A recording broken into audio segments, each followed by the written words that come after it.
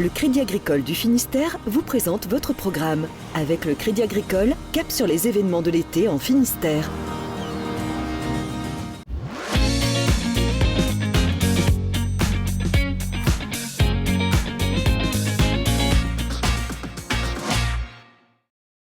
Bonjour à tous, soyez les bienvenus dans cet instant été. On est aujourd'hui à Carnac, l'une des deux plus grandes stations balnéaires du Morbihan.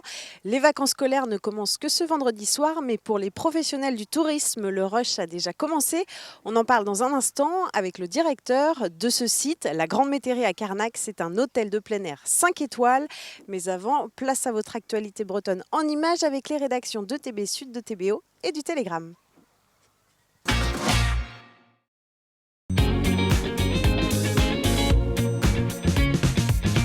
Coup de théâtre ce vendredi à Lorient, la justice a ordonné la remise en liberté de la passagère du véhicule qui a tué un petit garçon et grièvement blessé un autre le 9 juin dernier. La communauté turque s'est dit choquée de cette décision qu'elle qualifie d'inacceptable. Par ailleurs, le ténor du barreau, Éric Dupond-Moretti, a confirmé être le nouvel avocat de Kylian, le chauffeur de la voiture. Le verdict est tombé pour les candidats au baccalauréat. Les 35 860 candidats de l'Académie de Rennes ont tous eu leurs résultats. Cette année encore, les Bretons se sont montrés brillants. 85% des candidats sont déjà admis et plus d'1 sur 2 affiche une mention. L'atterrage du Celtic Interconnector se fera sur le site de Keradenek à Cléder, sur décision du sous-préfet de Morlaix ce vendredi.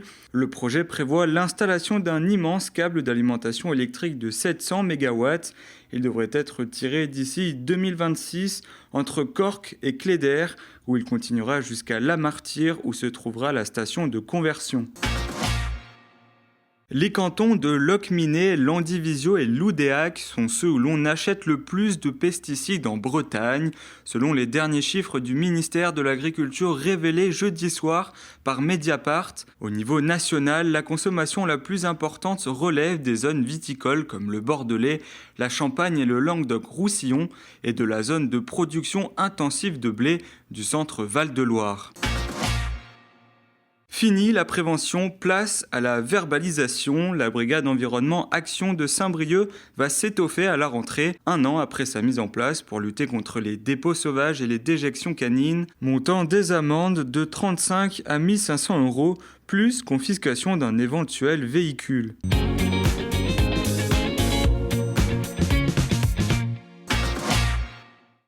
Le saut, c'est two step, step off. Dernière répétition face à l'aérodrome de Vannes, la crème du parachutisme s'est donné rendez-vous pour la dernière étape des finales de Coupe de France. Et à quelques minutes du grand saut, on pense à son saut.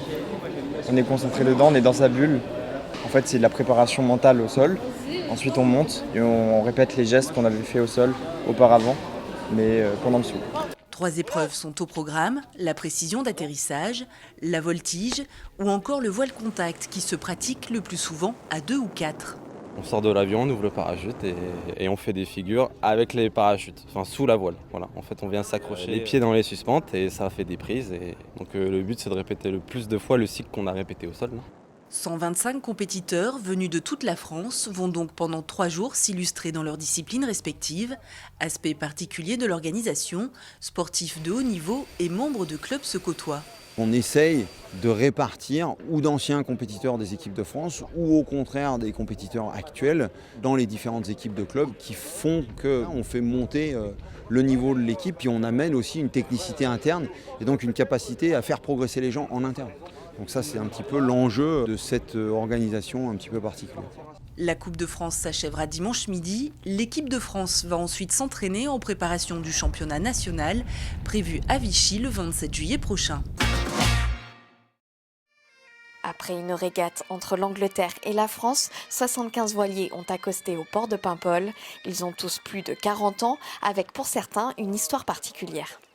Il a été dans le film de Clément. C'était le film où Delon a été découvert comme étant un grand acteur, donc ça lui apporte de la notoriété. Mais je peux vous dire que quand j'ai acheté le bateau, je ne savais pas tout ça. Moi, quand je l'ai choisi, ce qui m'a séduit, c'était sa ligne de coque particulièrement, quoi. Il était, bien qu'il était en piteux état, mais il gardait quand même ses formes initiales, et c'est ça qui m'a décidé à le restaurer. Voilà. Plus loin, sur les pontons, les curieux peuvent aussi découvrir le Penwick 2, la Grande Hermine et des équipages très jeunes sur certains voiliers. Ça, c'est le bateau de l'association AJD du Père Jaouen, enfin fondé par le Père Jaouen, qui est décédé maintenant, tout le monde le sait, et qui continue à initier des jeunes qui sont en difficulté sociale, disons, et de les embarquer. On veut simplement que les beaux bateaux classiques donnent l'envie à des jeunes d'embarquer et qui prennent le relais, surtout parce qu'on sait bien que les vieux, un jour, ils vont mourir, et puis qu'il faudrait bien qu'il y ait des jeunes qui prennent leur lait. Mais la classique Chanel Regatta, c'est aussi une compétition. L'année dernière, on a donc gagné la course, mais cette année, ce ne sera pas le cas. Parce qu'on a changé l'équipage et que l'équipage n'est pas encore rodé, mais l'an prochain, on gagne. 3 jours de festivités au port de Paimpol avant de reprendre le large le dimanche 7 juillet. Bonjour Christophe Mangion. Bonjour. Merci beaucoup de nous accueillir ici dans cet hôtel de plein air, la Grande Métairie à Carnac. Alors c'est un établissement 5 étoiles qui propose 582 emplacements. Il y a des mobil-homes, des tentes, quelques caravanes aussi, beaucoup d'équipements, des animations, on le voit juste derrière nous. C'est plus du tout le même camping qu'il y a 10 ou 20 ans. Non, c'est l'hôtellerie de plein air avec des clients qui ont changé, avec des exigences qui sont allées crescendo au fur et à mesure de ces dernières années. Et effectivement, on demande de plus en plus de choses aujourd'hui à l'hôtellerie de plein air.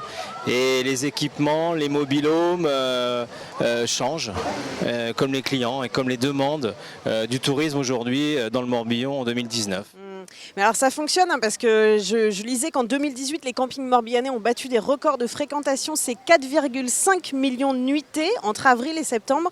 On est revenu à des chiffres de 2004, c'est-à-dire que vous êtes toujours à la recherche de nouveaux investissements pour séduire ? D'après moi, le plus important quand vous êtes sur un site de plein air, c'est où est-ce que vous êtes situé.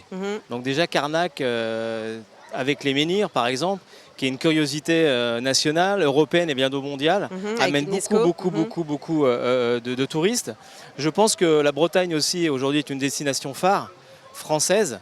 C'est-à-dire qu'effectivement, avec le climat, avec les problématiques qu'on a aujourd'hui, on récupère énormément de clientèle bretonne, française, sur la Bretagne et effectivement à Carnac. Alors, cette évolution, elle se traduit aussi par une évolution des tarifs. Avec des mobil-homes haut de gamme, on regardait tout à l'heure, ça peut être 2200 € la semaine. Ça ne freine pas ces vacanciers, c'est ce qui Eh bien, figurez-vous qu'aujourd'hui, on a plus de monde sur des mobil-homes à 2200 € la semaine que sur des mobil-homes à 1000 € la semaine. C'est-à-dire que les gens cherchent du confort, ils cherchent des lits faits, ils cherchent des grands emplacements, ils cherchent des cuisines équipées, ils cherchent de la climatisation et ils cherchent tout ce type de confort aujourd'hui qu'ils veulent avoir dans l'hôtellerie en dur. Donc aujourd'hui, ces mobil-homes haut de gamme sont remplis bien avant les autres en ce début de saison en fait. Alors justement, le Grand Rush, il est censé commencer ce vendredi soir avec le début des vacances scolaires.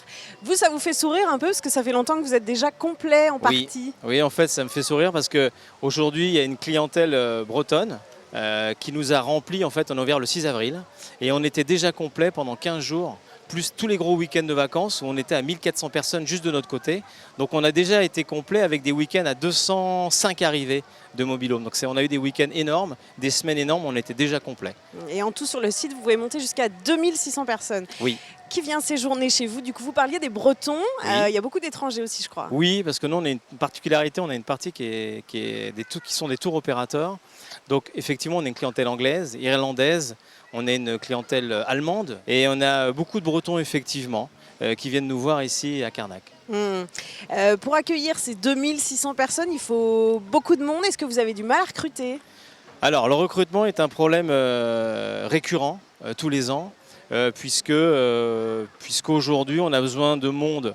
Beaucoup de monde puisqu'on augmente, on est 9 à l'année ici, on monte jusqu'à 70 personnes en saison sur des périodes très courtes.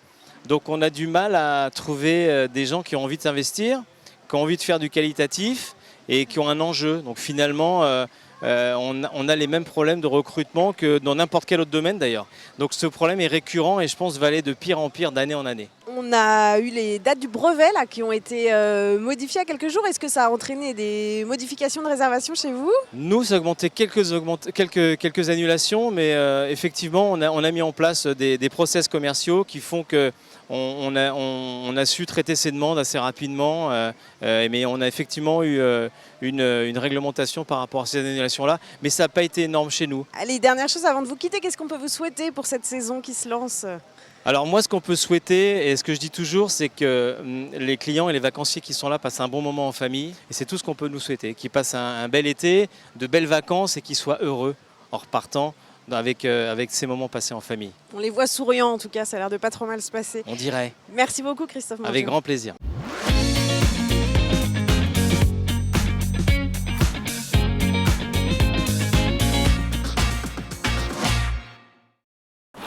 Votre programme vous a été présenté par le Crédit Agricole du Finistère.